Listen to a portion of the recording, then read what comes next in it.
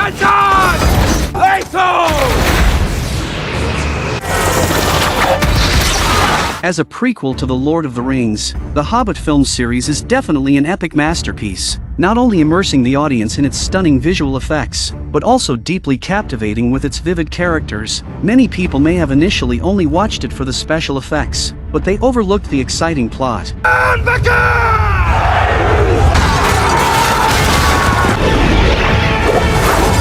The story begins with the dwarves, who originally settled in the underground city of Moria. Due to their greed, they kept mining until they awakened Smaug. After Moria fell, the dwarves were forced to migrate to Middle-earth. They settled in Erebor, the largest dwarven kingdom in Middle-earth. Near Lake Town, under the leadership of their king, Thror, the dwarves mined relentlessly, discovering an endless supply of precious metals and gems. The dwarves' craftsmanship was unmatched, and they created exquisite jewelry and artifacts. Over time, however, the mines became too deep, and Thror's greed led him to discover the Arkenstone, the most precious gem of all. Thror became obsessed with the Arkenstone and mounted it on his throne as a symbol of Erebor's power and wealth. Everyone came to witness the Arkenstone, even the proud elven king, Thranduil, who wanted to trade his own heirloom for an equivalent treasure. However, Thror, driven by his greed, confiscated Thranduil's treasure, causing the alliance between the two races to break.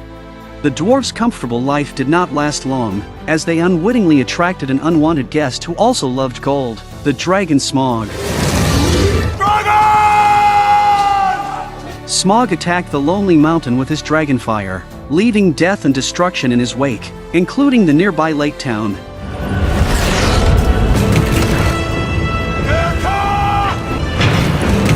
With Smaug's arrival, Erebor fell.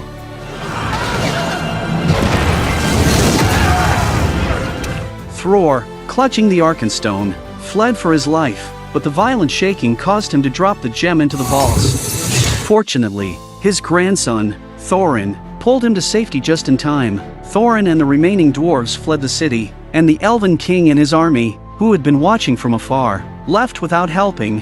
The dwarves were left to wander and suffer. Thorin was forced to work in the human world, while Thror, filled with resentment, gathered an army to retake Moria and lay the foundation for reclaiming the Lonely Mountain. However, Moria had already been occupied by the orcs, and they had to face Azog, the strongest orc in Middle-earth. During the battle, Azog beheaded Thror, and Thorin witnessed everything.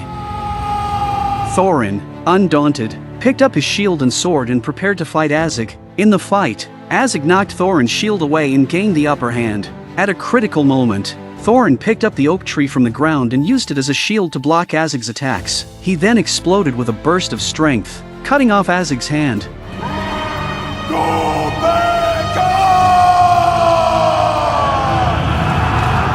The dwarven army's morale was greatly boosted and they began to counterattack the orcs, forcing Azog to retreat back to Moria. Although they eventually won the war, they suffered heavy losses. Only 13 of the once mighty dwarven army survived. Through this battle, the young dwarven prince Thorin became famous and earned the respect and followings of his people. However, it also marked the beginning of the dwarves' decline from a once powerful race. At this point, the story of the Hobbit has only just begun. 60 years later, Gandalf, who was tasked with maintaining peace in Middle-earth, discovered that dark forces were beginning to rise. He recruited Thorin to assemble a team to fight against this power, with the ultimate goal of defeating the soon-to-awaken Smaug. Thorin eagerly accepted the mission, as he also wanted to eliminate Smaug and reclaim the Lonely Mountain for himself. However, the success of this adventure depended on a crucial figure, the main character of the story, Hobbit Bilbo Baggins. Because Smaug was highly sensitive to the dwarves' scent, and hobbits were naturally small in stature with wide feet, they were the perfect candidates for infiltration. Gandalf specifically traveled to Bilbo's hometown, a peaceful and idyllic place where people lived contentedly. Bilbo spent his days smoking and basking in the sun, and Gandalf tried every means to persuade him to join the team and complete the adventure. However, Bilbo was accustomed to his comfortable life and flatly refused. But that night,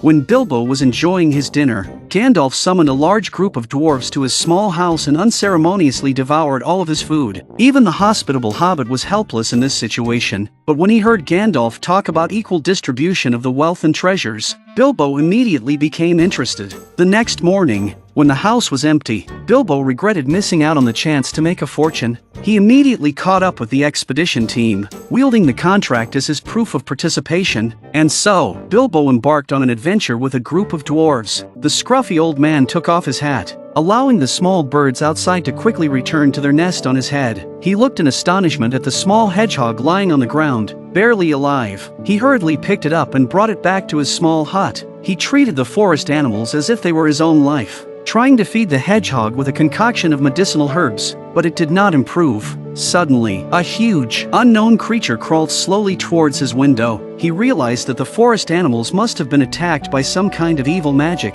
He picked up a piece of wood and blocked the door, buying time for the hedgehog. When he turned around, he found that the hedgehog had died. He felt regret and quickly took out a blue gemstone artifact, placing it on the hedgehog's mouth and chanting a spell. At this point, the mice on the ground were also frightened. The gemstone successfully absorbed the black magic inside the hedgehog's body. When he saw the little hedgehog come back to life, the old man smiled with relief. The monster outside seemed to have been driven away by his incantation. It turned out that he was the brown-robed wizard Radagast. When he hurriedly went outside to check, he found that there were 2 huge spiders. This meant that the forces of darkness had begun to resurface. He wanted to find out where these spiders came from, so he asked the small birds to lead the way and drove a wooden cart pulled by rabbits through the jungle to an abandoned castle. The castle had been abandoned for thousands of years, and it was filled with a gloomy darkness everywhere. Suddenly, the hand of a nearby statue moved strangely. An undead wizard launched a sudden attack from behind him. Radagast reacted quickly,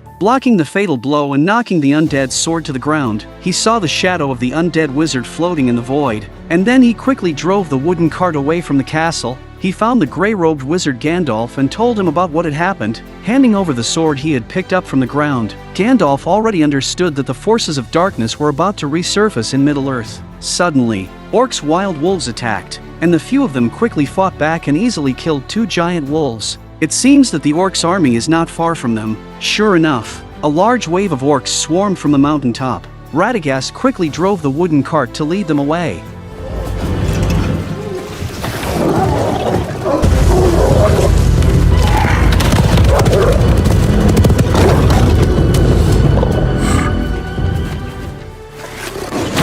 However, in the evening, the dwarves discovered that the trolls had stolen their horses. They unanimously decided to send Bilbo to steal the horses back. Hobbits are naturally small in stature with wide feet, making them very suitable for infiltration. The trolls did not notice his presence, but the horse rope was tied too tightly and he could not untie it. At this point, he ran behind the trolls, trying to steal their knife, but instead was mistaken for a handkerchief and had his nose wiped by the trolls. The dwarves rushed out to save him, but as expected, they were no match for the trolls. They were all captured, tied up, and skewered like kebabs over a fire. In a moment of desperation, Bilbo tried to stall for time by telling the trolls they were cooking the dwarves all wrong. He suggested they should skin the dwarves and add some seasoning. His ruse worked. Gandalf appeared just in time, smashing the rock with his staff. The first rays of morning sunlight turned the trolls to stone. As it turns out, they feared the sun and only came out at night, following the trolls' tracks. The group found a cave filled with precious treasures and 3 elven-forged swords. Gandalf, Thorin, and Bilbo each took one. The swords would emit a blue glow whenever orcs were near. Before long, the group encountered pursuing orcs who had been trailing them all along. Luckily, Gandalf found a nearby cave, and they all jumped in to escape the orcs. The elves who happened to be passing by outside joined forces to besiege the orcs. The group ventured deeper into the cave in search of an exit, and were stunned to discover a hidden, beautiful landscape at the end. They had arrived at the home of the Rivendell elves. Only the elf Elrond could decipher the map Gandalf carried, so they sought his help. That evening, Thorin presented Elrond with the map, and Elrond recognized the moonlight script that could only be read under the moon's rays. The best time to read the script was now, revealing that the door to the Lonely Mountain could only be opened under specific conditions. They had limited time to infiltrate the mountain, or they would have to wait another year. Without delay, the group set off the next day, traveling through the misty mountains and into the high peaks. In the dead of night, amidst a thunderstorm, they trekked along the perilous cliffs. Bilbo almost fell off the edge but was saved by the dwarves. Suddenly, a massive boulder hurtled towards them, shattering and raining debris upon the group. To their surprise, 2 Ents were fighting each other.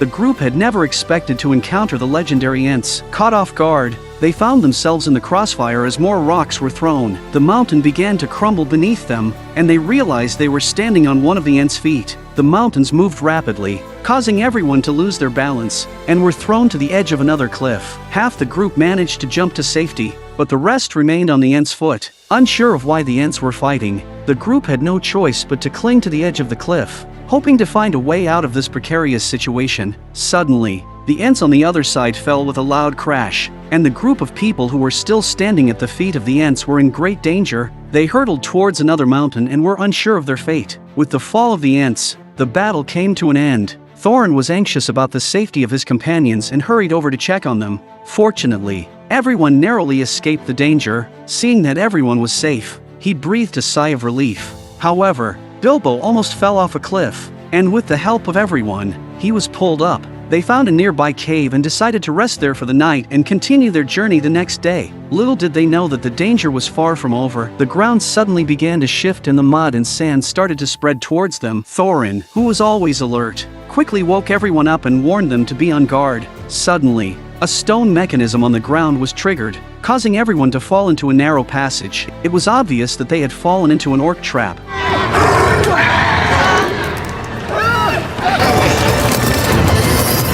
A large group of orcs had been waiting for them in their lair. The dwarves were captured and tied up. In the chaos, Bilbo was ignored, possibly because he didn't smell like a dwarf. No one paid any attention to him. Bilbo was puzzled and picked up his sword, preparing to sneak in and assess the situation. Suddenly, an orc jumped out at him, and they struggled and fell off the cliff. Their fates unknown, the other dwarves were taken to Goblin Town, which was connected by wooden bridges. All the orcs were extremely excited, and the dwarves were brought before Balg for trial. Balg was dancing and singing his own original song while the dwarves were presented before him. The dwarves complained that the song was terrible and ruined Balg's mood. He ordered his men to disarm the dwarves, but just as he was about to take action, a white light suddenly struck, knocking down countless orcs. In a critical moment, the grey-robed wizard Gandalf appeared and rescued them.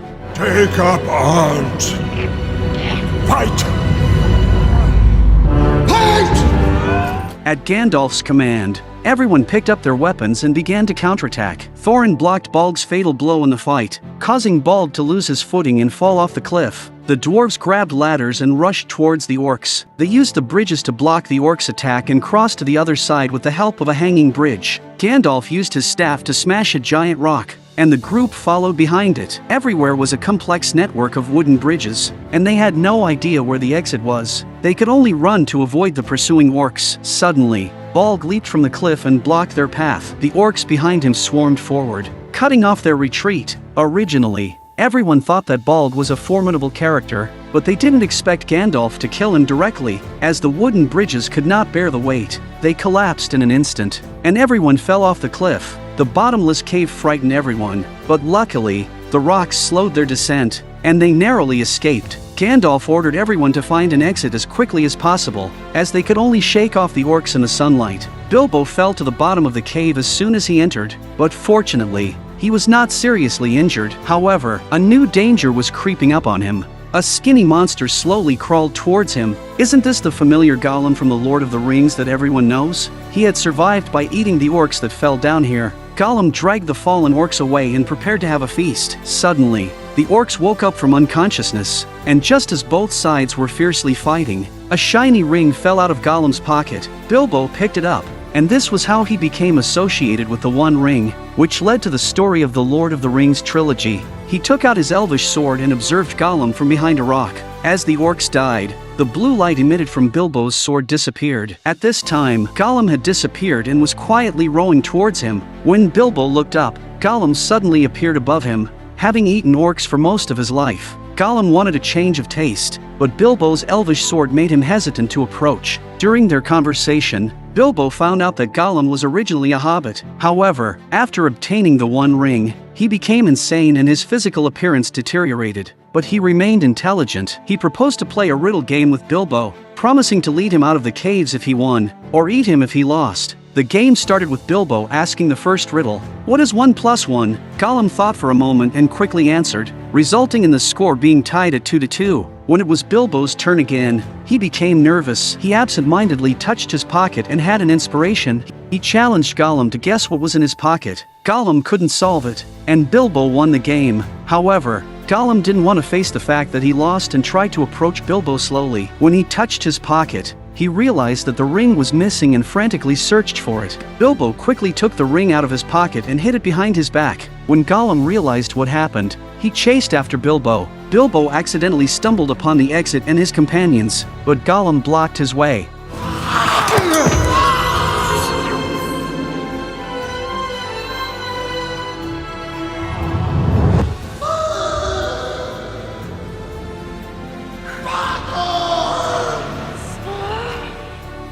Bilbo considered killing him with his sword, but he pitted Gollum and spared him. He jumped over Gollum and caught up with his companions. The dwarves escaped from the caves, but Thorin accused Bilbo of abandoning the group. Bilbo overheard his complaints and was angry, so he decisively took off the ring and appeared in front of everyone. Everyone looked at him in disbelief, unable to imagine how a seemingly powerless hobbit could escape from the caves. Gandalf looked at him sharply, as if he had discovered a little secret hidden in his pocket, but he didn't expose Bilbo directly. However, as soon as they escaped, they encountered the pursuit of orcs led by Azig. The group was forced to flee once again. The orcs quickly caught up, and the group was pushed to the edge of a cliff with no way out. Gandalf quickly ordered the dwarves to climb trees to hide. A large group of direwolves arrived and started prowling around, waiting for an opportunity. Gandalf quickly thought of a plan to seek help. He picked up a nearby butterfly, chanted a spell, and sent it to seek help. Meanwhile, Azig, the leader of the orcs, arrived on the scene. He was the archenemy of Thorin, the dwarf prince. Azig had killed Thorin's grandfather in front of him, creating an unbreakable grudge. Azig smelled Thorin's scent and taunted him, while the direwolves continued to gnaw at the tree branches. The trees were unable to bear the weight and started tilting downwards, eventually falling down. The group was forced to climb to the last tree, and the situation was becoming increasingly dire, as they were about to be completely defeated. Azig revealed an evil smile. In moments of crisis, Gandalf always came up with a solution. He picked up a pine cone, ignited it with his staff, and threw it into the pack of direwolves. The wolves, afraid of fire, quickly retreated. Indeed, the plan worked very well. Gandalf once again ignited more pine cones and had the dwarves throw them, and in an instant, the forest was ablaze. Just as everyone was cheering, suddenly the tree roots could no longer bear the weight and began to collapse. The situation was extremely dangerous, and the dwarves were nearly killed. Thorin looked at Azig's fierce expression, and his anger surged up within him. He took his sword and charged at Azig, roaring with fury. This played right into Azig's hands, and his direwolf knocked Thorin down. Thorin refused to give up and stood up again, but Azig didn't give him a chance to counterattack. He viciously struck Thorin in the face with his hammer, and the direwolf bit him and flung him into the air. Just as Azig's lieutenant was about to take Thorin's head, Bilbo picked up his sword and made a daring leap to save Thorin. Bilbo, who had no fighting experience, unexpectedly exhibited remarkable potential, but this also made him a target, successfully drawing Azig's attention. At this critical moment, the dwarves rushed forward to support, and the two sides engaged in a stalemate.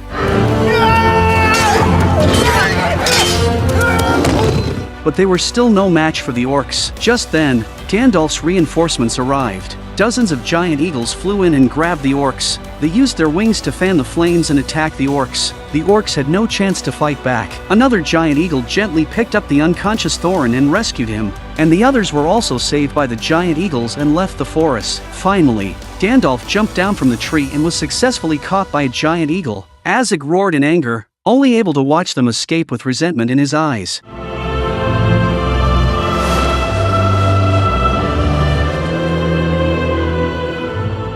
These giant eagles lived year-round on the highest peak of the Misty Mountains. Everyone was placed on the highest boulder together, and Thorin was still unconscious. Gandalf chanted a spell to wake him up, and the first thing Thorin did when he woke up was to find Bilbo and give him a scolding, thinking that his recent reckless behavior was too foolish. Then he gave him a big hug. Thorin said that this was the biggest mistake he had ever made in his life and apologized for his contemptuous behavior towards Bilbo. Afterwards, everyone looked at the distant sunset and finally saw the silhouette of the Lonely Mountain. In the sunset, the Lonely Mountain looked very magnificent. It was the last palace of the dwarves in Middle-earth. This adventure was very difficult, but they were finally close to their destination. A small bird flew towards the lonely mountain, which was a good omen. As the small bird knocked on the snail shell at the foot of the lonely mountain, the sound echoed through the walls and into the great hall. The magnificent palace was filled with countless treasures of gold and silver, and a giant eye suddenly opened. Smaug was about to wake up.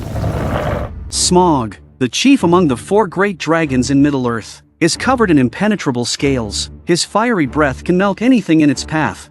In front of him, the dragons in Game of Thrones can only be considered his younger siblings. Wherever it goes, devastation follows, leaving nothing but desolation. Smaug was lured by the treasure within the dwarven palace and came from the north. With his scorching dragonfire, he forcefully seized the dwarves' palace, claiming all the gold and silver for himself, and forced the dwarves into a life of exile and hardship. Many years later, Gandalf, who was dedicated to protecting Middle-earth, discovered that the forces of darkness were awakening. To prevent Smaug from allying with the dark forces, Gandalf planned to assemble a team to help the dwarves reclaim their homeland and eliminate Smaug in the process. However, they were constantly pursued by orcs throughout their journey. With the help of giant eagles, the group managed to escape numerous obstacles. Standing at the highest point, they finally caught sight of the magnificent dwarven kingdom, signaling that their destination was within reach. As night fell, Bilbo took on the responsibility of keeping watch. Not only did he spot the relentless pursuit of the orcs,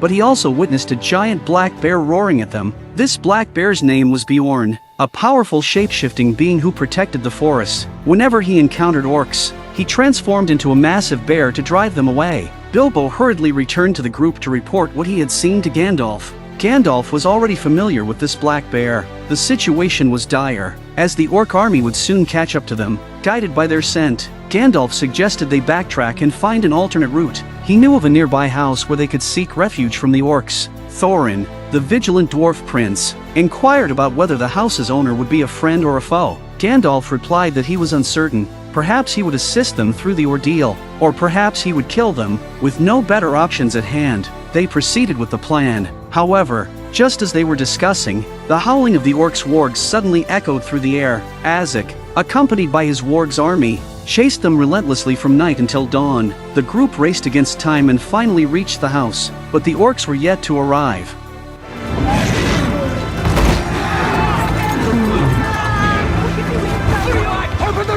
In their haste, they managed to close the wooden door, blocking the bear's attack. What is that? That is our host. It turned out that the owner of the house was none other than the black bear, Beorn. When he transforms into his beastly form, Beorn becomes fierce and formidable. However, in his human form, he exhibits a gentle and human-like personality. Originally, his family lived a simple life in the Misty Mountains until orcs appeared and annihilated his entire family, leaving only him behind. Beorn harbors a deep hatred for orcs.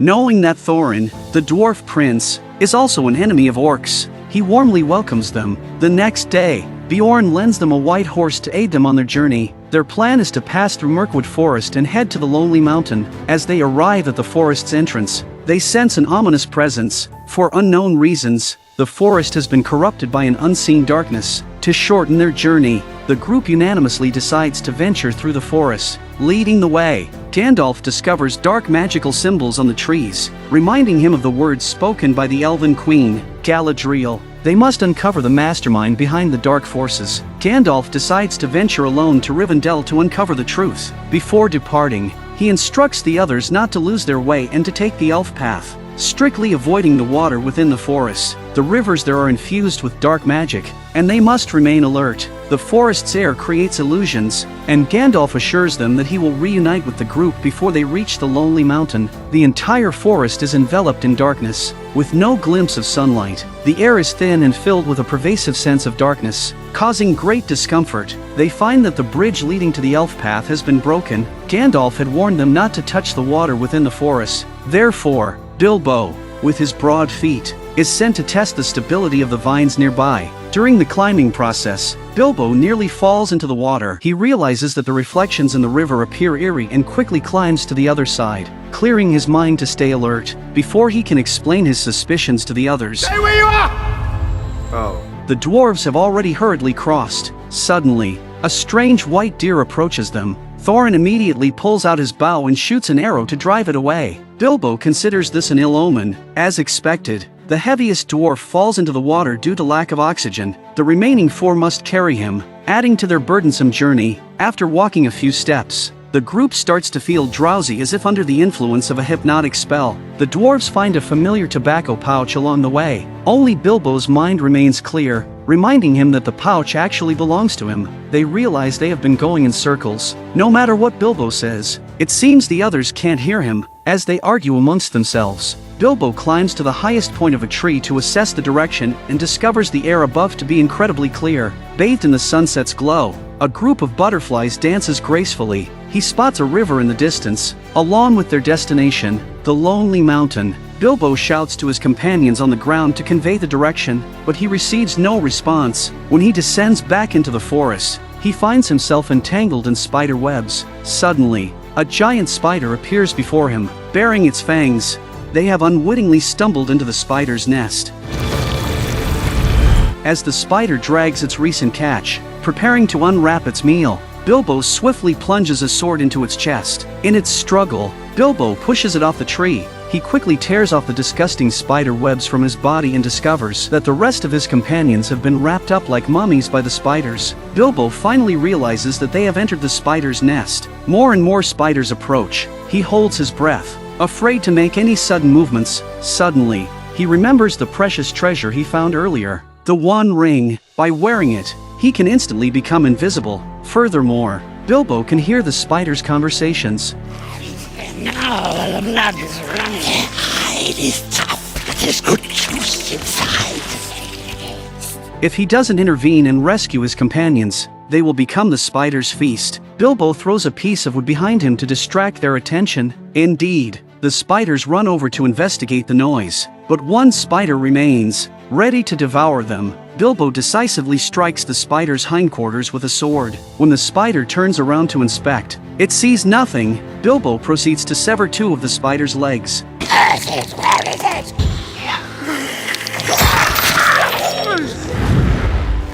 With the ring, Bilbo feels as though he has gained an incredible advantage. Bilbo released all 12 of his companions, and the dwarves, waking up from their stupor, tore through the spider webs. However, the danger was far from over. Another spider, with its mouth full of fangs, suddenly lunged at Bilbo. The 2 became entangled and fell from the tree. In the struggle, Bilbo's precious ring accidentally slipped from his finger. Losing the One Ring made Bilbo anxious, and he frantically searched for it. Meanwhile, a large number of spiders quickly surrounded them from the front. The dwarves managed to kill 2 spiders in quick succession, but one of the spiders targeted the chubby dwarf who couldn't run as fast as the others, knocking him to the ground. The rest of the group rushed over, each person grabbing his spider leg, while Bilbo continued searching for his ring. He seemed oblivious to the imminent danger faced by his companions. Ever since he obtained the One Ring, he felt like a changed person. Losing the ring was akin to losing his very soul. Just as he was about to reach for the ring, a spider suddenly crawled towards him.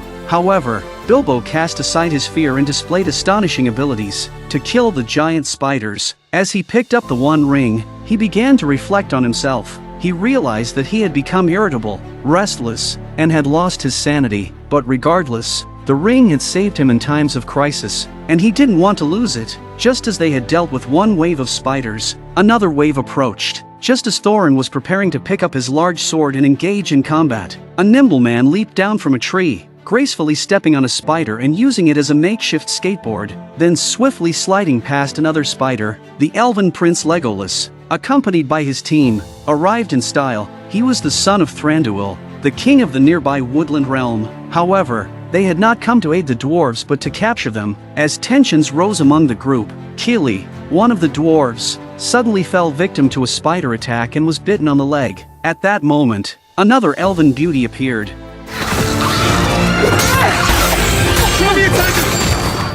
Quick!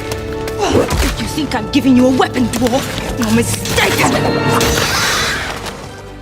With her own strength alone, she swiftly killed several spiders. The appearance of the elves instantly repelled all the giant spiders. The dwarves dared not make any sudden moves. During their search, they came across a family photo album belonging to one of the dwarves. The woman with a beard on the left side was his wife. It turned out that dwarves, regardless of gender, grew beards. In the subsequent The Lord of the Rings series, Gimli becomes Legolas' most important companion. To the elves' surprise, they discovered an ancient elven sword among the dwarves. The elves already had a mistrustful attitude towards the dwarves, and this discovery further confused them. Legolas ordered them all to be taken back to the palace and locked in the dungeon. Did anyone notice someone missing? Bilbo was not with the group. Sure enough, he had quietly put on the ring and escaped unnoticed. Just as the doors were closing, he slipped into the elven palace. Bilbo stealthily made his way into the elves' dungeon to help the 12 dwarves escape. Before alerting the guards, they managed to reach the wine cellar warehouse. Bilbo had already devised an escape plan.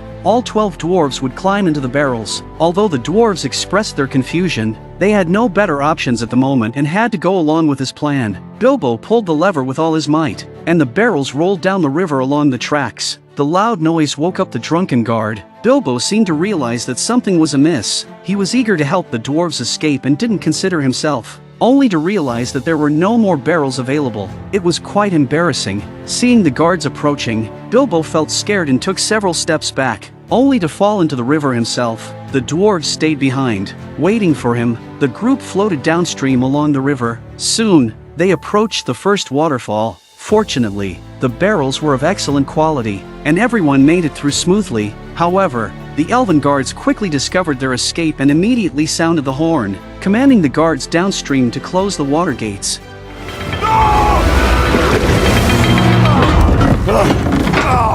Just as the guard drew their swords to capture them, a poisoned arrow came flying towards him from behind. It turned out that an orc legion had been lying in wait for them all along. A large group of orcs climbed up the city walls and eliminated the elven guards. Leading them was Bolg, the son of Azog. Since Azog had been summoned back to the fortress by his master to command the army, the task of hunting down the dwarves had been entrusted to Bolg. The orcs quickly descended into the river and approached them. Except for Bilbo, the others had no weapons and had to rely on hand-to-hand combat to seize weapons from the orcs. Realizing that this was not a sustainable strategy, Kili decided to charge towards the riverbank in an attempt to open the floodgate. Along the way, he killed several orcs, catching the attention of Bolg, who took aim with his bow and shot Kili in the leg. The poisoned arrow quickly spread through his body, and soon Kili could no longer stand and fell to the ground. At a critical moment, the elven maiden Toriel arrived to provide support.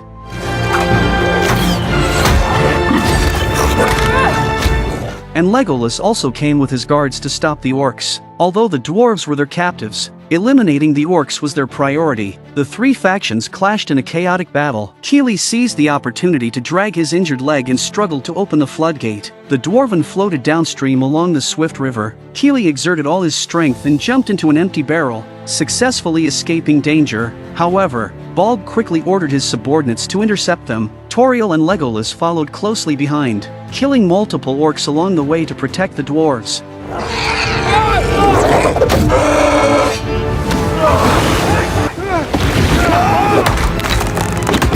The orcs leaped down with their spears and pierced the barrel of the chubby dwarf. Under the impact of the river, the barrel was launched onto the riverbank, crushing multiple orcs along the way. The chubby dwarf kicked off the bottom of the barrel, wielding his double axes and spinning relentlessly. Then he passed his weapons to his companions and jumped into another barrel. Legolas performed a breathtaking solo act, leaping into the center of the river and landing with both feet on two dwarves. With his precise shooting, he relentlessly crushed every orc in his path. The elven prince not only possessed an unmatched beauty but also displayed incredible combat skills.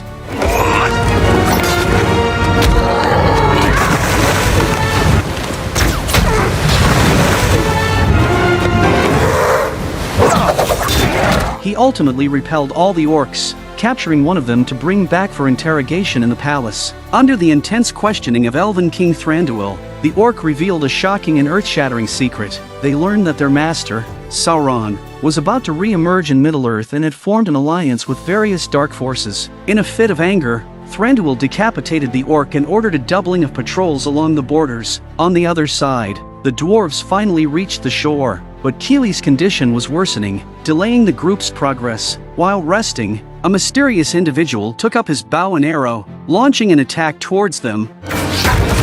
Do it again, and you're dead. The unarmed dwarves dared not make any sudden movements. One elderly dwarf recognized him as a resident of Esgaroth. The path to the Lonely Mountain had to pass through Esgaroth, and the dwarves offered a handsome reward if he could guide them across. Inside 13 barrels of wine on the boat were hidden 13 dwarves, along with a pile of fish, as they planned to smuggle themselves into Esgaroth. Upon reaching the toll gate and undergoing cargo inspection, Bard, as usual, presented his permit for inspection. He then claimed to be hungry and cold, urging them to expedite the process. The inspector, having no intention of causing trouble, was about to let them through. However, another inspector, who had taken a dislike to Bard, decided to find fault with him, stating that he was merely a boatman and not a fisherman. He ordered his subordinates to pour all the fish into the river. Bard, at that moment, was also sweating nervously and pleaded desperately. He spoke at length and managed to convince the inspector to spare them. Rioting starts. Stop.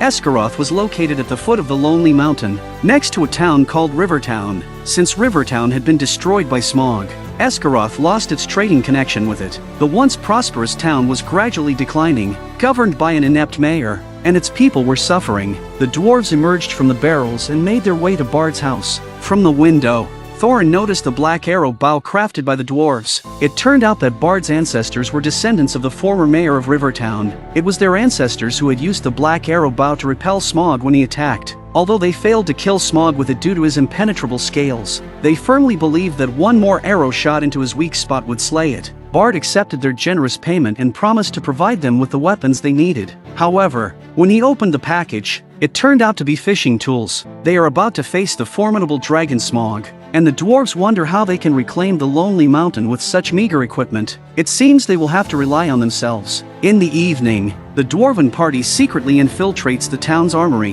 Now these are proper weapons. Each person takes up a weapon, intending to depart for the Lonely Mountain tonight. Just as they were preparing to leave, Keely's injured leg caused him to unfortunately fall down the stairs, creating a loud noise that catches the attention of the guards outside. As expected, they are caught red-handed, and all of them are apprehended by the guards. The group is escorted to the presence of the mayor, awaiting judgment. At this moment, the dwarven Prince Thorin steps forward decisively and boldly reveals his identity as a member of the House of Durin. He tells them that their purpose for coming is to defeat Smog and reclaim their homeland. As long as they help them retake the Lonely Mountain, everyone present will share in the gold, and Esgaroth will be restored to its former prosperity. This was no forsaken town on a lake. This was the center of all trade in the north.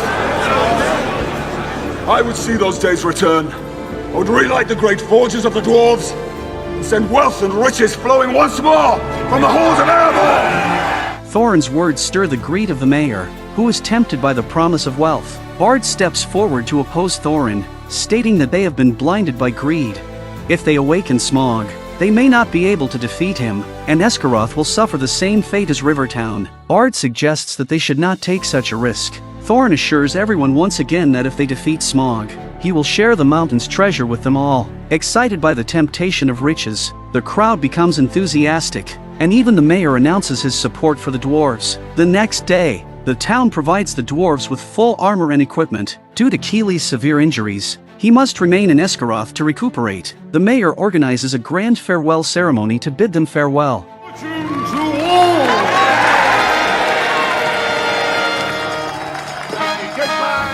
After several days of arduous journeying, they finally catch sight of the Lonely Mountain, now in ruins, once a prosperous river town. Time is running out, and they must find the secret door to enter the Lonely Mountain before sunset. However, Bilbo remembers Gandalf's instructions that they must wait for him to join them before entering the Lonely Mountain.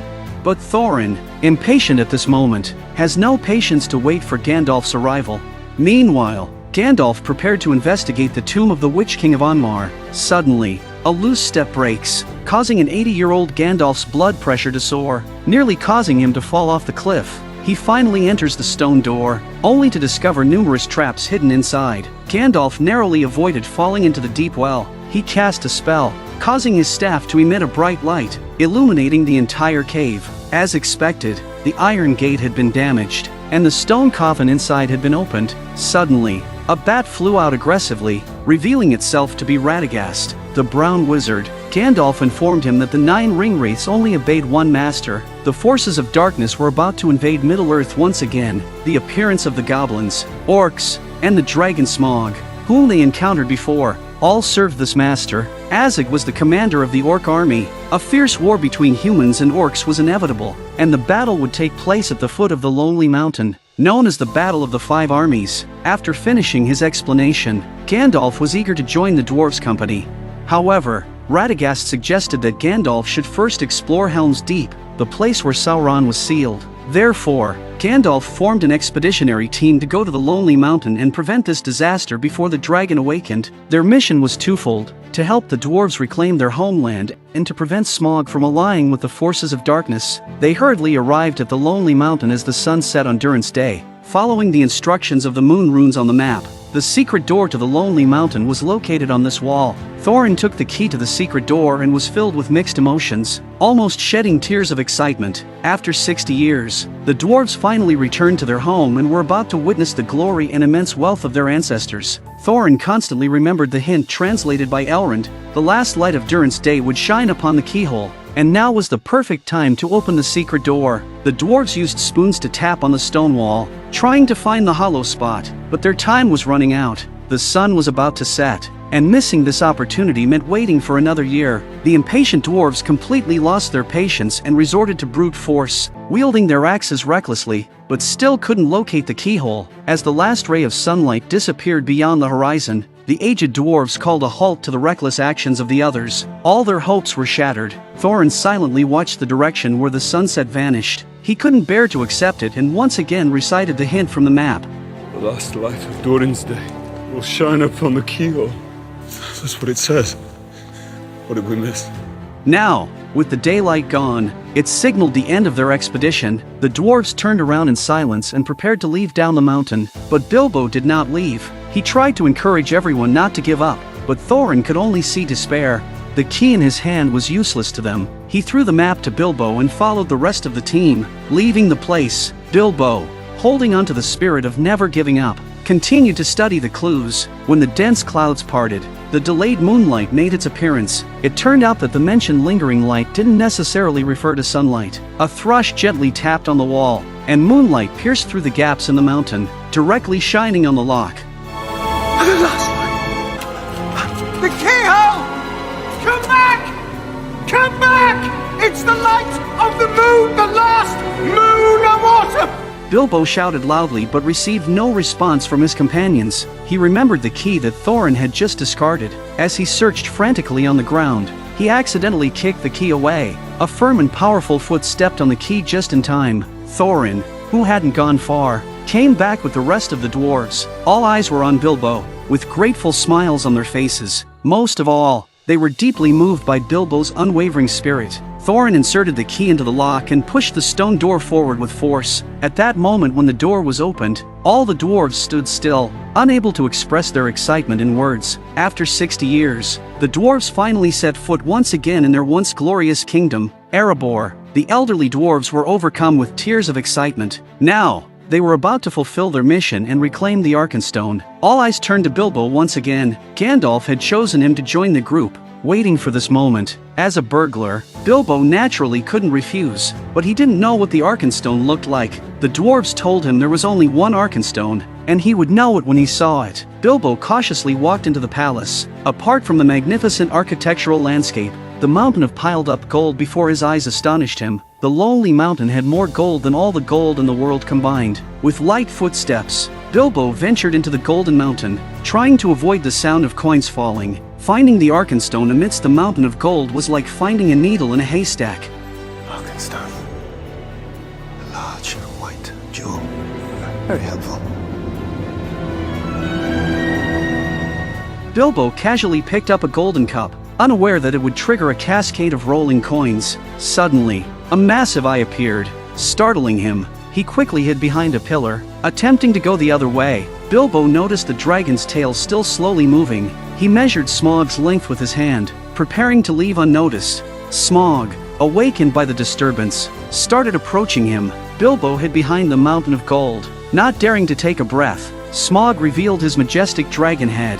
In this dire situation, Bilbo's thoughts turned to the one ring in his pocket. He quickly put it on and became invisible. Although Smaug couldn't see him, it could smell the thief.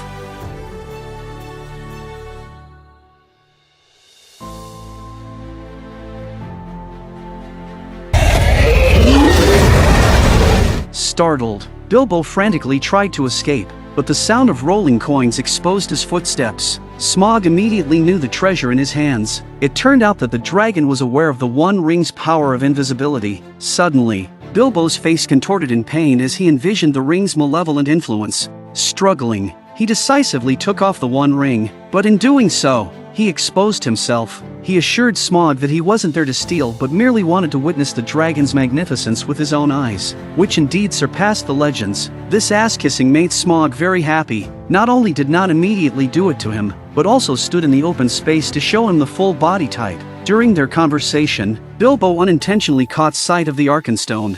He used words to distract Smaug's attention while attempting to walk closer and pick it up. However, Smaug sent the Arkenstone flying with a single step. This day would come that a pack of canting doors would come. In the chase, Smaug toppled a pillar, causing violent tremors that the waiting dwarves outside could feel. The aged Balin realized that Smaug had awakened. He urged Thorin to enter the palace and rescue Bilbo, but Thorin showed indifference. He was only focused on the Arkenstone, and Balin believed that Thorin had completely changed. The Thorin he knew would have rushed inside without hesitation. Thorin stated that he wouldn't sacrifice the expedition for a burglar. Meanwhile, Bard from nearby Esgaroth sensed the commotion and knew that Smaug was approaching. He retrieved the last black arrow left by his ancestors. He was ready to fight for the unfinished glory of his ancestors. Afterward, he planned to have his son distract the guards while he himself prepared to face Smaug with the black arrow from the bow tower. However, before he could take more than a few steps, he was captured by the people of the town and thrown into a dungeon. By this time, Smaug had already realized that Bilbo was in league with the dwarves and unleashed his Dragonfire attack directly at him. Helpless, Bilbo once again wore the One Ring to disappear and escape for his life. During his escape, he coincidentally encountered Thorin, who had arrived. Breathlessly, Bilbo informed him that Smaug was coming, but Thorin was only concerned about whether he had obtained the Arkenstone. Indeed, Bilbo remembered Smaug's words earlier. The Arkenstone would only make the dwarves lose their sanity. Thorin picked up his sword and relentlessly questioned Bilbo, while Smaug chased after them. Following the sin of the dwarves and Smaug already had a deep-seated grudge. Upon seeing Thorin, Smaug angrily began to prepare its fire. You will burn.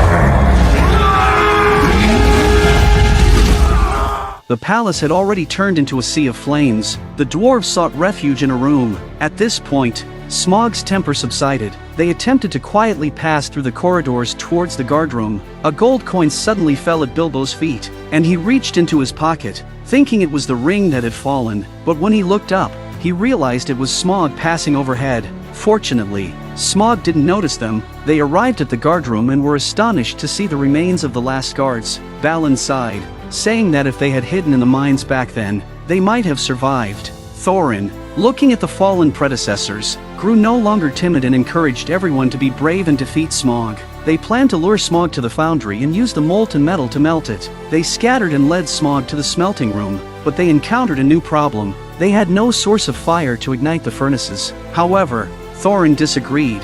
He intended to provoke Smaug and use its flames to ignite all the furnaces.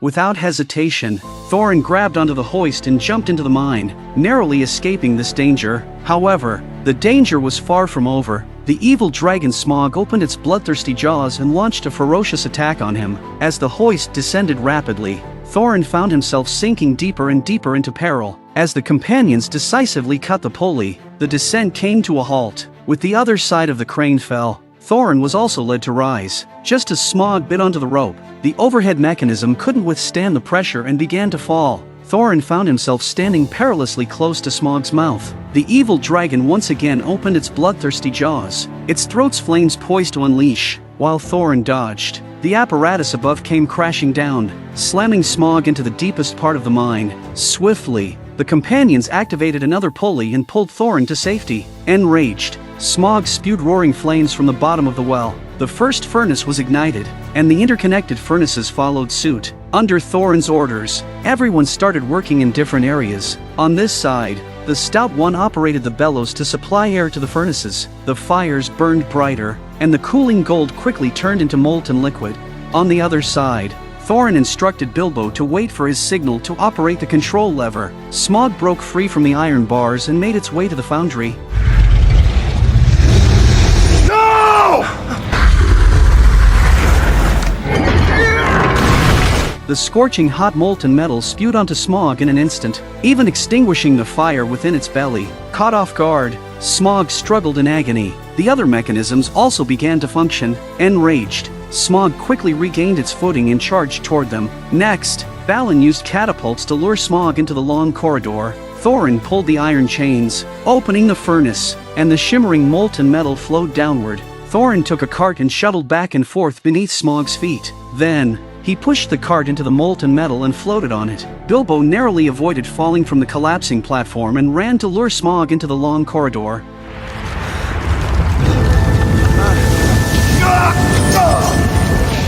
The once empty corridor became eerily silent. Just as Bilbo ran into the corridor, Smaug suddenly appeared from above. A gigantic banner dropped slowly, directly covering Bilbo. Smaug suddenly had an epiphany and changed its mind. Smaug sensed that Bilbo had come from Esgaroth and believed that the conspiracy must involve the residents of the town. It turned his attention towards Esgaroth, ready to unleash wrath upon them. In order to protect the people of Esgaroth, Bilbo bravely stepped forward and declared that the town had nothing to do with the plot against Smaug. Bilbo's earnest words only fueled Smaug's determination. However, at that critical moment, a commanding voice rang out, halting Smaug in his tracks. Thorin stood atop an unfinished statue, relentlessly mocking Smaug and proclaiming himself as the true king of the mountain. Enraged, Smaug turned his gaze towards the statue.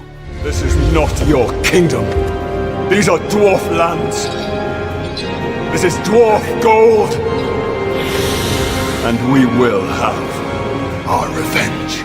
Thorin pulled a chain, causing the stone encasing the statue to slowly crumble away, revealing a colossal golden dwarf statue. Even Smaug straightened his posture, its eyes fixated on the sight before him. Suddenly, the statue's eyes began to melt away.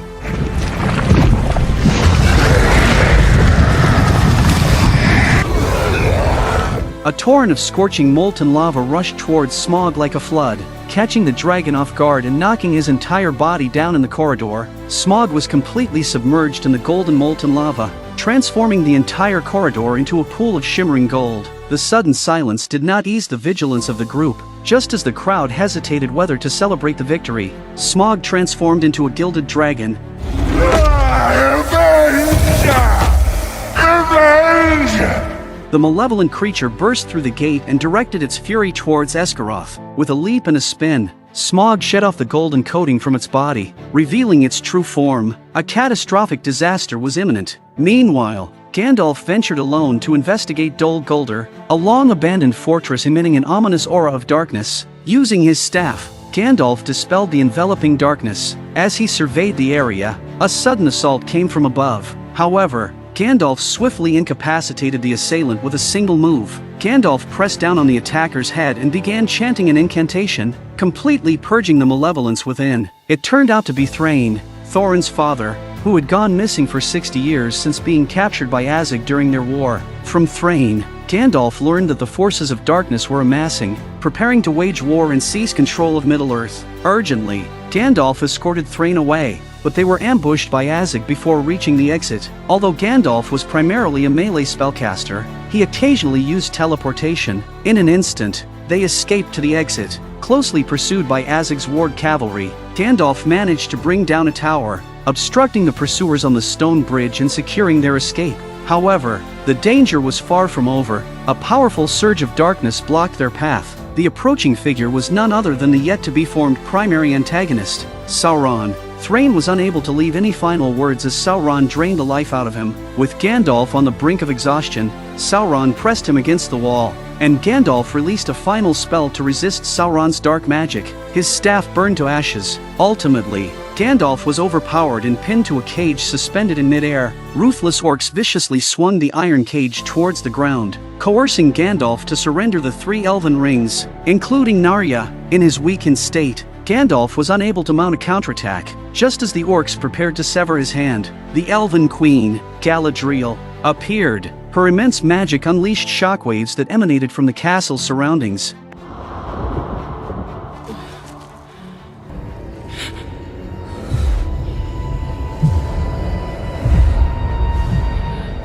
I am not alone. At this point, Saruman had not yet turned into a traitor. It is only during the subsequent events of The Lord of the Rings, when tempted by the power of the One Ring, that he is fully transformed into a major antagonist and joins forces with Sauron. After bidding farewell to the brown-robed wizard, Gandalf hurries off to meet with the dwarf. The brown-robed sorcerer handed Gandalf his staff. At this moment, Gandalf does not know that the dragon Smaug has awakened and that Esgaroth is about to face a catastrophic disaster.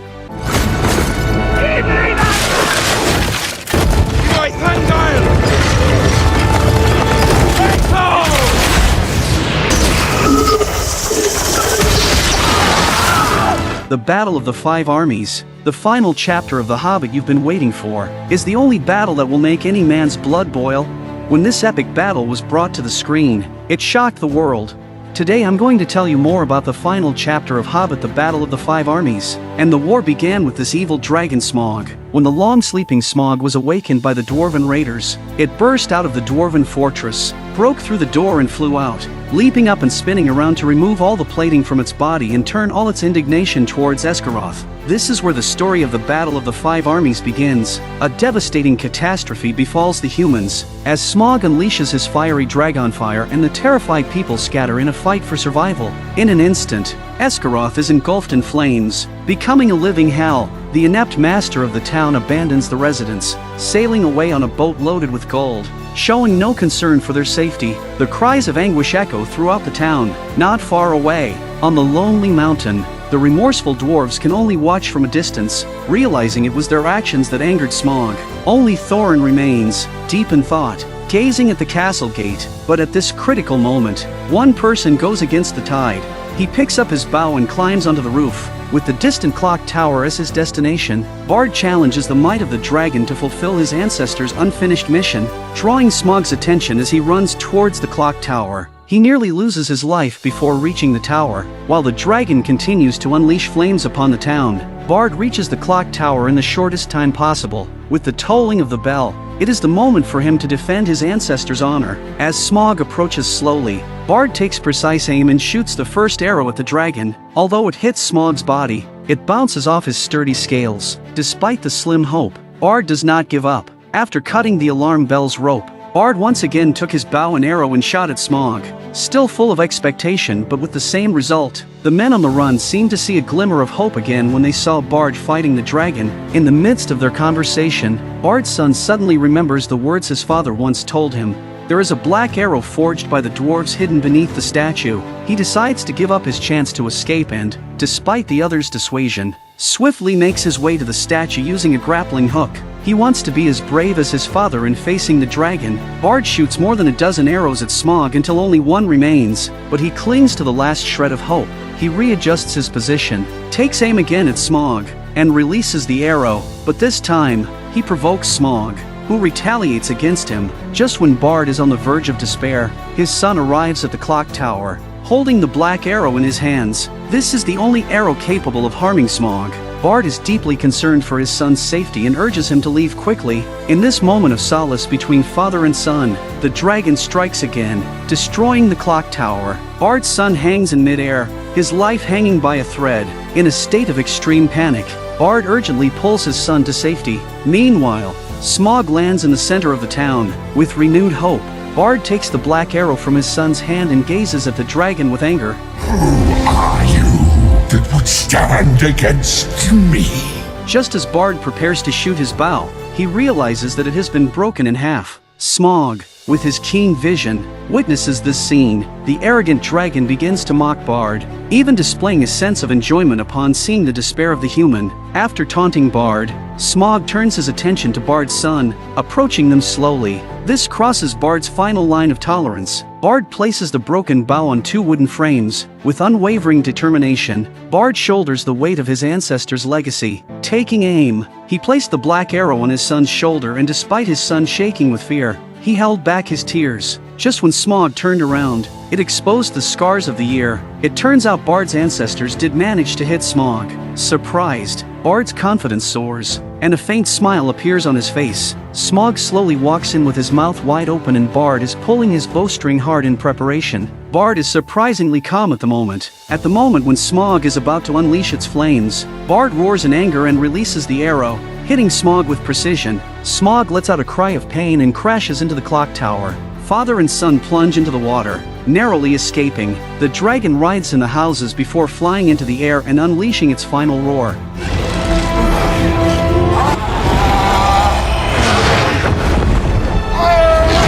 The last dragon of Middle-earth had finally fallen. On its descent, Smaug coincidentally crashed into the fleeing mayor of Esgaroth's ship. This is what happens to evil. Smaug is dead. My beard, I think he's right. Look there! Esgaroth has turned into ruins, and the most urgent task now is to find a new refuge. Bard's heroic act earns him the admiration of the people, and he becomes their new leader. Bard suggests that everyone relocate to the abandoned river town nearby and establish a temporary settlement there. At the same time, the 4 dwarves who had remained in Escalo were to return to the Lonely Mountain and join Thorin. Before setting off, Keely expressed his love to the elf Toriel. They are interrupted by Legolas, who is consumed by jealousy and demands that the dwarves leave immediately. Keely gives Toriel a token of their love before leaving. On the other side, Azog and his orc army march toward the Lonely Mountain. A battle that will shock Middle-earth is about to begin. Beauregard! Arnai! Meanwhile, inside the Great Hall of the Lonely Mountain, Prince Thorin, overwhelmed by the Mountain of Gold, becomes consumed by greed.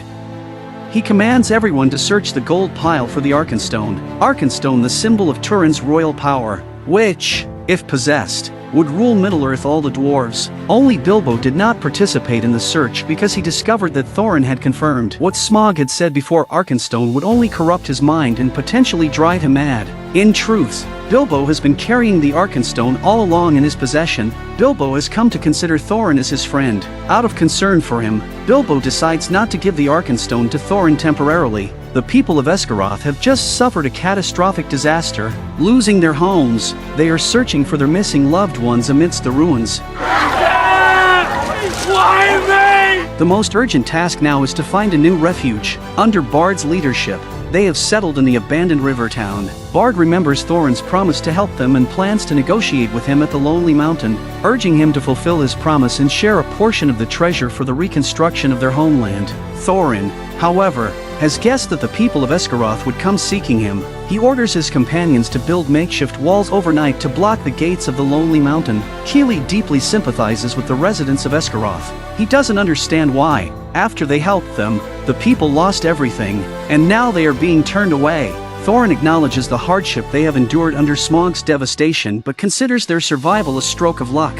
The current Dwarf King lacks integrity. Thorin doesn't want to share even a single coin with others. The next day, Bard prepares to negotiate with Thorin at the Lonely Mountain, but he is shocked by what he sees before leaving. The entire river town is now filled with a host of armored elven soldiers. Thranduil, riding on an elk, leads his army here, providing essential supplies to the town's inhabitants in their time of need. Bard, representing the people of the town, expresses heartfelt gratitude. Thranduil says he is not here for them. He is taking his legion to the Lonely Mountain to retrieve what was his own. The pure white gemstone he entrusted to Thorin's grandfather for modification has been unjustly claimed by the dwarves through various excuses. It was more precious to Thranduil than the Arkenstone, but in Thorin's eyes it was worthless. Thranduil is willing to go to war with the dwarves over this jewel because he knows their stubbornness. He understands that reasoning with them will not result in the return of the gemstone. Bard expresses that the residents of Esgaroth should also have a share of the treasure inside the Lonely Mountain. In order to avoid the impending war, he wants to attempt a sincere negotiation with the dwarves. At this moment, Thorin also notices that Rivertown is now filled with elven soldiers. Meanwhile, Bard arrives at the base of the city walls, and they begin their conversation through a small hole in the wall. Bard demands that Thorin fulfill his promise to allow the suffering people of Esgaroth to rebuild their homes. With an arrogant gaze, Thorin questions whether Bard is threatening them with the elven army. What's more, Thorin knew that he was only helping them for a big payday. Today Thorin, with the lure of wealth, promises are worthless to him. Bard warns him that if they don't reach an agreement, the elven army will march upon the Lonely Mountain. However, Thorin's pride prevents him from backing down, and he is ready to face war to protect the treasure. As Thranduil predicted, negotiating with the dwarves is a futile endeavor. Filled with frustration, Bard angrily leaves the Lonely Mountain on his white horse. Thorin's attitude shocks his companions. The other dwarves remain loyal to Thorin and dare not speak out, except for Bilbo, who can't help but criticize Thorin for his actions. The treasure inside the Lonely Mountain is amassed like a mountain, and even if a small portion were given to the people of Esgaroth, it would be a minor loss. Moreover, they helped them in the past, so how can their group of 13 stand against the elven army of 100,000? Thorin laughs and tells Bilbo to never underestimate the dwarves. Bard hastily returns to Rivertown to inform Thranduil of the situation. Even without being told, Thranduil already guessed the outcome. Reasoning with Thorin is a wasted effort. Only the use of force will bring a resolution. Meanwhile, the dwarves push a statue off the city walls, breaking the bridge. The people of Esgaroth, along with the elven army, start preparing for battle. The dwarves arm themselves fully, making thorough preparations for the war to come. Thorin specifically presents Bilbo with a precious gift as a symbol of their friendship. It is a vest made of mithril, crafted by his ancestors, which renders the wearer invulnerable to weapons. Unbeknownst to them, another force is quietly arranging to take advantage before the war breaks out. Azig's son stands on a rock, commanding an army of 100,000 Orcish soldiers, rushing through the night towards the Lonely Mountain. At this moment, the war that will shake Middle-earth officially begins. Thranduil, King of the Elves, joined forces with the human army and led 100,000 soldiers to the dwarven walls. In response to the dwarves' provocation, Thranduil merely smiled and made a gesture. Faced with the elves' 100,000 golden armor, the dwarves' expressions changed dramatically. Thranduil revealed to Thorin that he possessed something Thorin desired. From his pocket, Thranduil produced a dazzling gem. It was the Arkenstone, the prized possession of the Dwarven Kingdom and a symbol of the power of the Dwarven royal lineage. It turned out that Bilbo had left the Lonely Mountain by sneaking down the wall before the battle, and Bilbo took Arkenstone to Thranduil's tent. Bilbo handed over the gem to the Elven King, hoping that the Arkenstone could be used to prevent the impending war. He believed that only with the Arkenstone could Thorin fulfill his promise. Bilbo deeply cared about the friendship between the dwarves and himself and didn't want to see them perish on the battlefield. Gandalf urged Bilbo to leave before daybreak, fearing the consequences if Thorin discovered his actions. Thorin reluctant to admit that it is Arkenstone. The Arkenstone is in this mountain! It is a trick! It's no trick. The stone is real. However, Bilbo chose not to run away and bravely returned to Thorin, confessing everything. The sudden turn of events shocked everyone present. Thorin berated Bilbo for his betrayal and questioned why he would turn against him. Bilbo stated that the Thorin he knew never broke his word and never doubted the loyalty of his kin. This enraged Thorin further. Thorin ordered the other dwarves to throw Bilbo off the city walls, but none of them were willing to do so. Bilbo had stood by them in times of hardship and was considered a comrade. An angered Thorin personally held Bilbo against the wall. You don't like my burglar! Then please, don't damage him. Return him to me!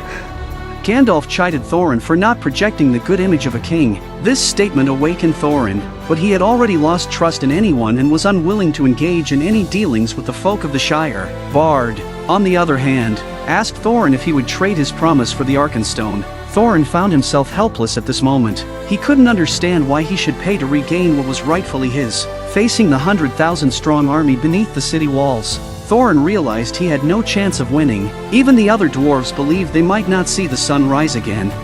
Will you have peace or war? Just when Thorin was at a loss, a raven flew to the city walls. The sound of footsteps on a distant hillside as a large group of dwarves, the legions, are slowly approaching. It was none other than the renowned Iron Hills army led by Thorin's cousin, Dane. Dwarves on the ramparts instantly imposing. Thranduil immediately ordered a change in tactics and prepared to face the Iron Hills army himself. The one riding the pig is none other than Dane. Thorin's cousin. His temper is even wilder than Thorin's, and he has no interest in discussing any profound truths with anyone. He simply issues harsh words and starts a war directly. Thranduil ordered the humans to step back and personally face the Iron Hills army. Dane leads the way with sheep cavalry. A large number of sheep cavalry swarm out of the infantry ranks. Thranduil ordered his archers to be ready. Battle between dwarves and elves begins. Under Thranduil's command, 100,000 arrows poured down like a torrential rain, assailing the Iron Hills army. However, the dwarves swiftly intercepted the arrows with their rotating weapons, capturing the front lines of the elven soldiers.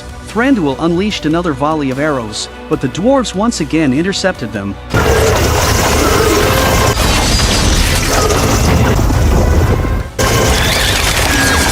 The sheep riders had already broken through the elven ranks, and both sides engaged in close combat. The elves immediately switch formations to melee mode, quickly grab a shield to cushion the impact of the cavalry. The sheep riders broke through the elven lines, and the battle descended into chaos. Just as the two sides were locked in fierce combat, a sudden and violent tremor echoed from the distant hillside. Startled, both armies ceased fighting. Enormous sandworms burst out of the ground, but instead of attacking them, the creatures were carving a path for another force. Azek, the Destroyer, appeared on Ravenhill, commanding his troops and assessing the situation. Azek prepared to wipe out humans, dwarves and elves. With the sound of resounding horns, countless orc legions poured out from newly dug tunnels. Although Dane did not like elves, he understood that the real enemy was the orcs. Dane immediately ordered a change in tactics, but the elven army remained stationary, observing the unfolding events. In terms of numbers, the combined forces of elves and dwarves were not as numerous as the orcs. The dwarves on the city walls were eager to join the fight, but Thorin prohibited them,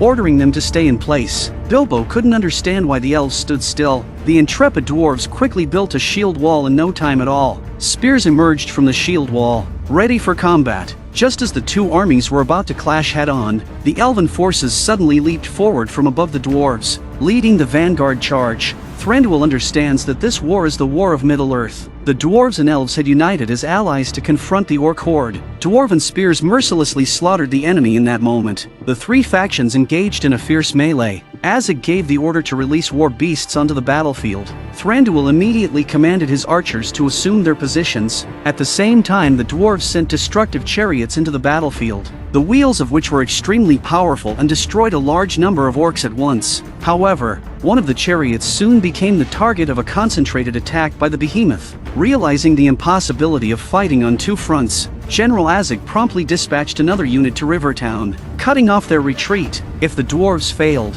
both elves and humans would have no way out. Bard immediately ordered the humans to fall back to Rivertown to protect their families, while the elves and dwarves fought desperately against the enemy. Giant beasts launched destructive assaults on the walls of Rivertown. Another behemoth quickly slammed into the walls, causing the thick walls to collapse with a thunderous roar. Ferocious orcs wasted no time in swarming in, and the defenseless inhabitants became helpless prey. A huge beast leaps out of the fence with a bang. Panicked residents begin to scatter and flee. While the orcs were still slaughtering, Bard rushed back to the town in the shortest possible time, organizing the surviving residents to resist the orcs while searching for his lost family. Humans and orc legions engaged in street battles.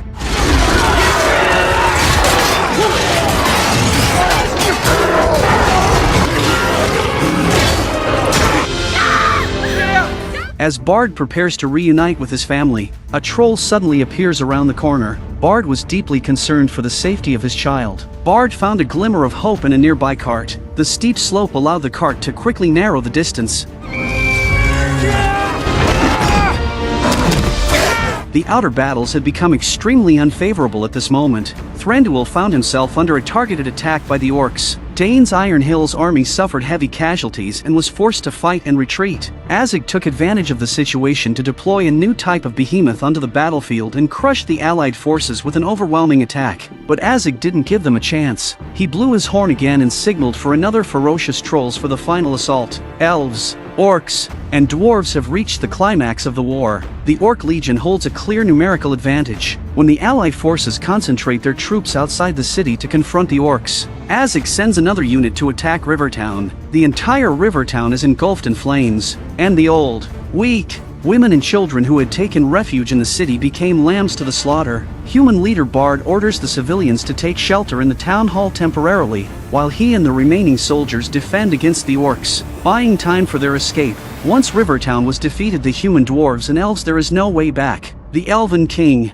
riding atop a elk, fights his way into Rivertown while retreating. Thranduil's mount thrust up 8 enemies at once. Just as Elk was unfortunately attacked by a bough and rolled to the ground, the orcs quickly surround Thranduil, launching a four-sided assault. With a look of resentment, Thranduil stands up and takes up his twin swords to avenge his fallen elk. Thranduil's golden armored army also retreated to Rivertown. Outside the city, only Dane's Iron Hills army remains in a solitary struggle. The dwarves' forces have been greatly depleted by the relentless onslaught of the orcs. Dane can't understand why his cousin Thorin has not come to their aid. Rivertown has fallen completely, with heavy casualties suffered by both the elven golden armored troops and the humans. The dwarves had no other choice but to retreat to the foot of the lonely mountain for a brief period of rest and regrouping. Dane needs Thorin to rally the soldiers and boost their morale. However, Thorin remains indifferent, seated on the throne in the dwarven palace. Dwalin can no longer bear it and approaches Thorin, angrily berating him. Dwalin questions how Thorin can sit idly by while their kin bleed and sacrifice on the battlefield. Thorin, completely detached from their perspective, is only concerned with transferring all the gold from the palace to the mines. Dwalin informs Thorin that Dane's Iron Hills army is now surrounded by the enemy and on the verge of annihilation. If Thorin doesn't go out to support them soon, their people will be wiped out. Thorin asserts that sacrifices are inevitable in war, and the loss of those individuals is far less important than the treasure within the palace. How could the king of a nation say such inhumane things? Dwalin loses all faith in Thorin and sarcastically expresses his disappointment. You sit here in these vast walls with a crown upon your head, and yet you are lesser now than you have ever been.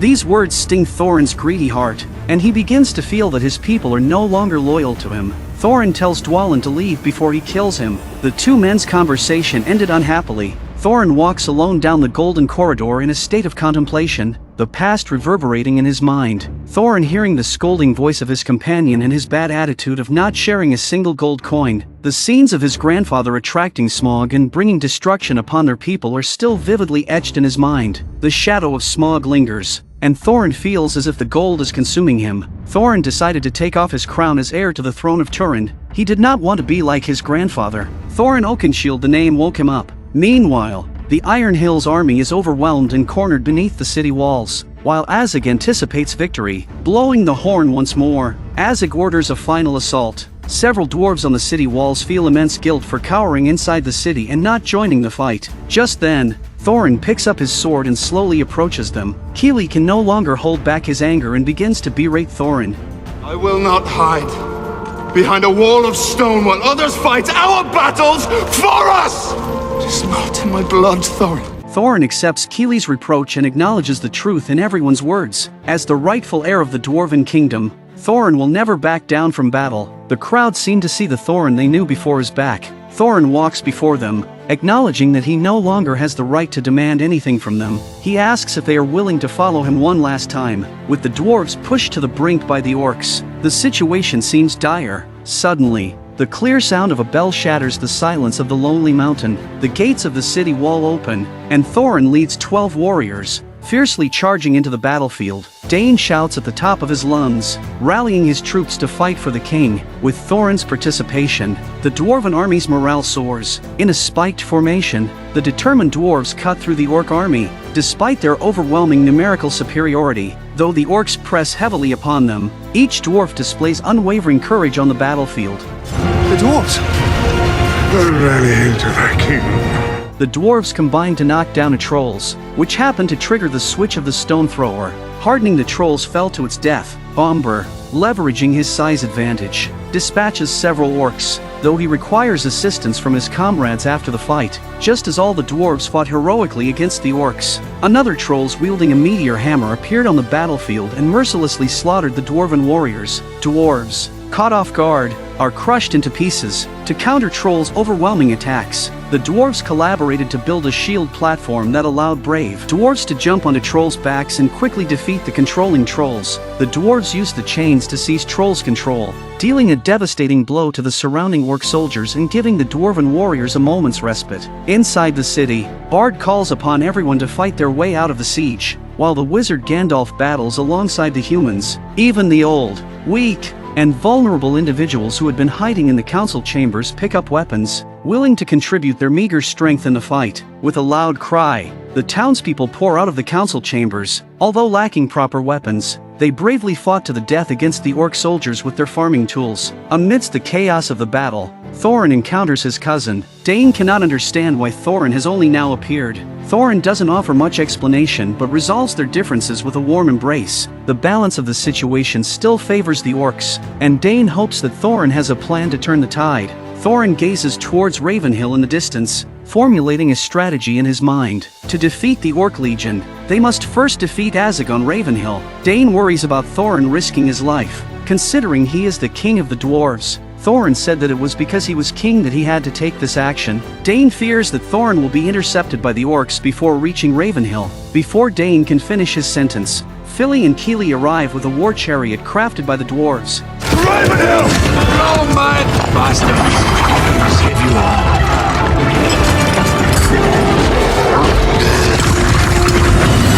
Keely sharpened his blade on the wheel as he charged towards the enemy, while Thorin took the lead. Riding a goat and quickly breaking through the orcs' interception, the dwarven chariots became orc reapers, with broken limbs flying in all directions wherever they went. Azog took notice and immediately ordered another wave of trolls to come forward and intercept it. Trolls wielding their hammers, they charged aggressively at the chariot. The dwarves controlling the chariot remained very calm during this crisis. They used the goat's jumping ability to quickly glide and leap to take out 6 trolls in one go. Just as the dwarves were still excited about their success, another armored troll suddenly attacked them. This war had been raging for over an hour in the original film and showed no signs of stopping. Thorin knew that in order to defeat the orcs' army, they had to first defeat Azog on Ravenhill. For the royal family of Turin, Thorin and dwarves build a chariot to break out and set off for Ravenhill. Sensing Thorin's intentions, Azog immediately ordered the trolls to intercept them. A trolls in armor with a blade came barreling down on them. Dwarves who managed to escape forced into a frozen creek. In the rush, the dwarves took the opportunity to prepare the war chariots while the ferocious trolls relentlessly pursued them. With a roar, the trolls leaped into the river,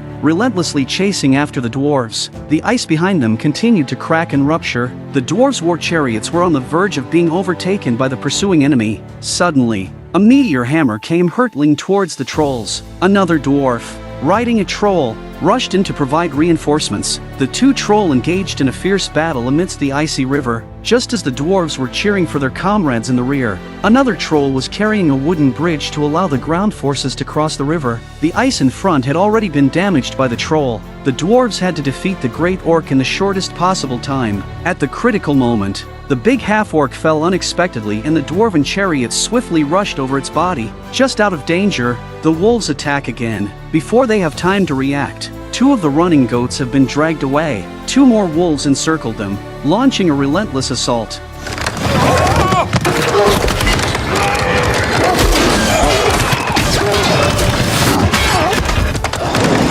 Only 3 of the war chariot's goats remained, and their speed had visibly diminished. A group of wolves from behind was closing in, step by step. In desperation, Balin decided to stay behind and hold off the enemy. He instructed the other 3 to cut the ropes and catch up with Thorin on the goats. Reluctantly, but with no other choice,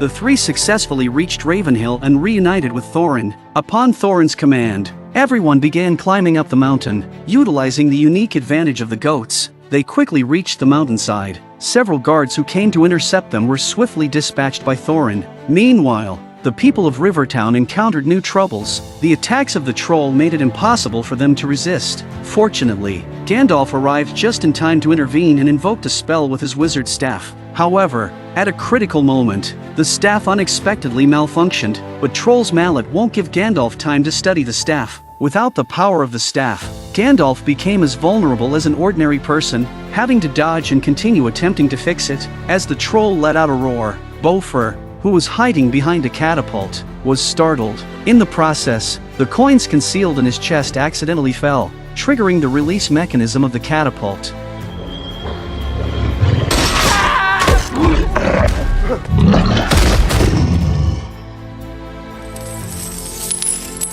At this moment, Legolas, the elven prince, arrived with an elven maiden by his side. Legolas told Gandalf that another enemy army was creeping closer to the area, the Gundabad orc army led by Borg. Gandalf saw through Azog's entire plan. Borg took the opportunity to attack Ravenhill from the north, apparently targeting Thorin the Thranduil. Realizing that his elven forces had suffered too many casualties, reconsidered his initial purpose of only seeking a necklace. Originally, this war had nothing to do with the elves. After fighting for so long, he almost forgot his own objective. Gandalf urged Thranduil to send his troops to Ravenhill to aid Thorin. Thranduil, however, stated that his army had shed enough blood and would no longer sacrifice for the dwarves. He decided to withdraw with his remaining forces. At this moment, Bilbo stepped forward and volunteered to go to Ravenhill to inform Thorin. He then discreetly put on the One Ring and set off while remaining invisible.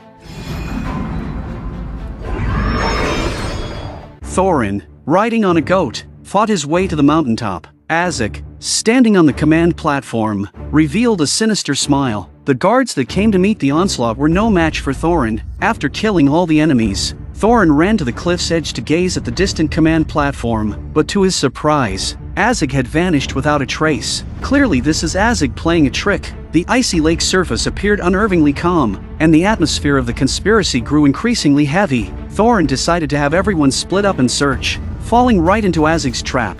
Sugul Shagari! Go!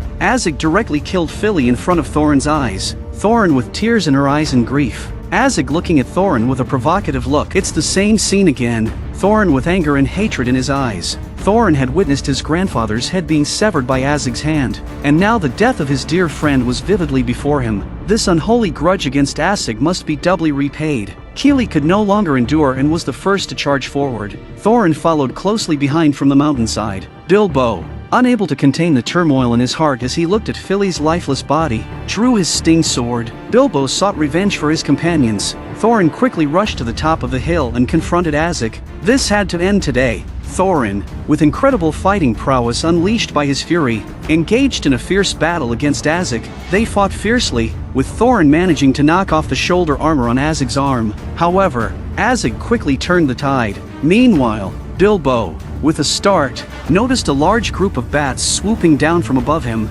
Startled, Bilbo looked up just in time to see Balg, leading the vanguard of the orcs' army, approaching. Meanwhile, Legolas and Tauriel also saw a large number of bats coming. Realizing that another contingent of the orcs' army had arrived, bats fly into battle and attack the dwarves' Iron Hills army, turning the tide in favor of the orcs. Another bat flew towards Legolas, but he quickly grabbed its leg. The bat became Legolas' best mode of transportation, carrying him to the top of Ravenhill. Tauriel saw her boyfriend fighting on the mountain and rushed to Ravenhill to assist Kili in battling the enemies. Legolas swiftly changed his position, flipping upside down and wielding his dual swords to charge at the enemy forces. He deftly killed a whole platoon of soldiers and, having found a favorable position, retrieved his sword, shot the bat with his bow and landed safely on high ground. At this point Thorin was in a bitter fight, fighting against Azog while also fending off the attacking orcs. Seeing the overwhelming number of orcs approaching Thorin, Legolas provided remote support with his bow and arrows from a high vantage point. With cover Thorin he took up his dagger again and rushed towards the enemy.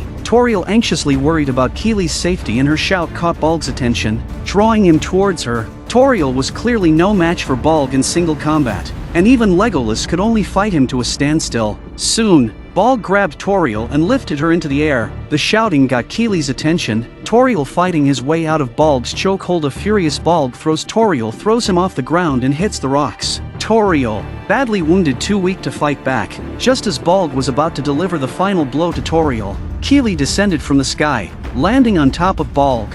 finally taking his turn to protect Toriel. However, using brute force against Balg proved to be futile effort. Toriel fought to stop Balg but was thrown off the edge of the cliff. Balg stabbed Keely in the chest, and Toriel, filled with despair, tearfully watched her beloved die before her eyes. Keely did not expect to see Toriel again. This would be the last goodbye with regret. He closed his eyes forever. Keely's presence and contributions were invaluable throughout the journey, and it was a great loss that he perished. Without Keely's help, Thorin wouldn't have been able to reclaim the Lonely Mountain. When Thorin was consumed by greed, it was Keely who was the first to stand up and criticize Thorin's mistakes. When Thorin decided to attack Ravenhill, Keely fearlessly chose to join Thorin in the fight against the enemies.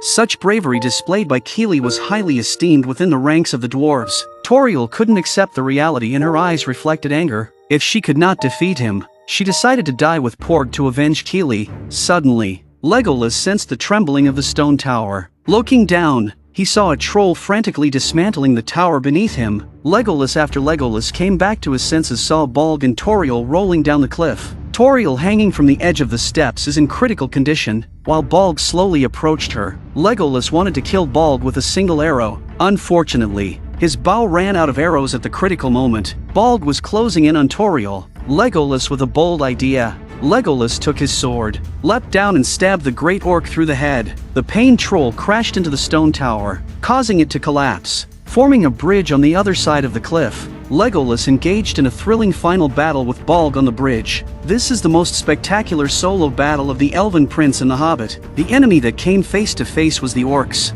Commander Borg, who was no less powerful than Legolas. They had a fierce battle in Esgaroth before. In the end, Balg fled the battlefield using the excuse of tracking the dwarves. It seems that today they must engage in a decisive battle on this bridge. Legolas, using his elven sword, was only able to block a few moves before being struck down by Balg's club and falling to a lower level. The stone tower, heavily impacted, became extremely unstable. Balg took advantage of this and continued to smash the bridge. Legolas found himself in a highly disadvantageous position, having to both fight and retreat. Meanwhile, Thorin was also under attack by the orcs on the upper level. Suddenly, a heavy hammer knocked Thorin down onto the icy lake. Thorin saw Legolas being beaten helplessly down there. Quickly taking out the enemy in front of him and throwing him off the bridge turned the tide for Legolas. However, Thorin was unarmed and in great danger. Seeing the orcs about to attack Thorin, Legolas, without hesitation, handed his elven sword back to Thorin, because the sword originally belonged to Thorin. Seizing the opportunity, Balg attempted to ambush Legolas from behind, but Legolas evaded in time and stabbed Balg's hand with his dual-bladed knife. However, Balg didn't care and didn't even feel the pain. He treated the embedded knife as part of his body. To avoid a fatal blow, Legolas intentionally fell to the lower level. Balg used a massive stone to crush the stone tower, causing the bridge to rapidly collapse. Legolas, utilizing the agility of the elves, swiftly stepped on the floating stones with nimble footwork to ascend and performed a spinning scissor kick, knocking Balg down. Both were on the brink of falling off the cliff. As they exchanged blows again, Legolas sent a blow at Borg, but it was blocked. Balg smirked provocatively at Legolas, and Legolas responded with a smile of his own. Legolas, using nearby stones, planted his feet on Balg's shoulder, then drove his sword into Balg's head. Balg's eyes rolled back, and he lost consciousness. At the moment the bridge collapsed, Legolas leapt backwards to the edge of the cliff. Balg and the stone bridge plummeted down the cliff. It was at this point that Thorin finally met Azog. With a resentful gaze, Thorin looked at Azog. This feud must be settled today with Azog. With a sword in hand, Thorin strode forward with determined steps to challenge Azog. Azog, undeterred, as he had a horde of orcs arriving on the battlefield behind him, wore a smirk of certain victory. Azog attacked Thorin mercilessly with his stone hammer. Thorin can only avoid it. In terms of strength, Thorin was no match for Azog. Even if Legolas joins the fight, they still have no chance of winning. The blows of the stone hammer caused the ice on the lake to crack. Thorin realized that relying on brute force wouldn't work against Azog, but in terms of wit, Thorin had the upper hand over Azog. Thorin sought to use the cracking ice to turn the tide. Soon, the standing ice detached from the ice surface and began swaying on the water. Thorin slid onto the ice, relying on constant dodging to find a counterattack. The moment Azog swung his stone hammer down, Thorin quickly rose and swung his greatsword at Azog's abdomen. However, Azeg's armor was incredibly strong and did not suffer under such an attack. Instead, he provoked Azeg. The hammer slammed into Thorin. The stone hammer hit the ice and could not be pulled back. Just as the two looked at each other, behind Thorin flew a flock of giant eagles. Gandalf led the eagles to the battlefield for reinforcement. The legions of orcs on the battlefield were attacked by the eagles as if they were molehills. Accompanying them was Beorn, the skin changer. Beorn somersaulted from the sky and transformed into a massive flying bear as he descended to the ground. The tide of the battle shifted in favor of the humans. Thorin, seizing the opportunity, discarded his sword, threw a stone hammer at Azeg before he could react. With a glance at Azeg, Thorin leaped onto the ice. The ice layer quickly tilted in Azeg's direction. Despite his struggles, Azeg ultimately sank into the depths of the lake. Thorin had succeeded, and he finally let out a sigh of relief. The black bear and the giant eagles became an overwhelming force on the battlefield. Orcs' legions simply cannot resist the attack. It seemed that victory was within the grasp of the humans. However, at that moment, Thorin noticed that Azeg's body hadn't sunk to the lake's bottom. Azeg keeps floating on the water with his blue eyes open. Thorin keeps following Azeg's body direction. Thorin wants to see Azeg die with his own eyes.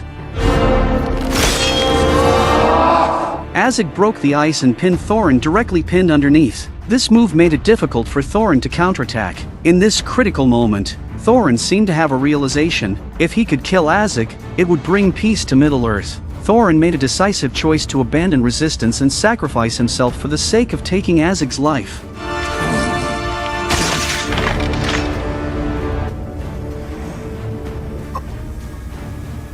Thorin finally made it this time, and with his last breath he made it to the edge of the cliff to look over the battlefield. Thorin saw that the Iron Mountain Legion was on the verge of victory. Thorin lies on the ground and breathes a final sigh of relief. Thorin on his deathbed to Bilbo confessions. Thorin asked Bilbo to forgive him before his death. Thorin wanted to retract the words he had said to Bilbo on the city walls.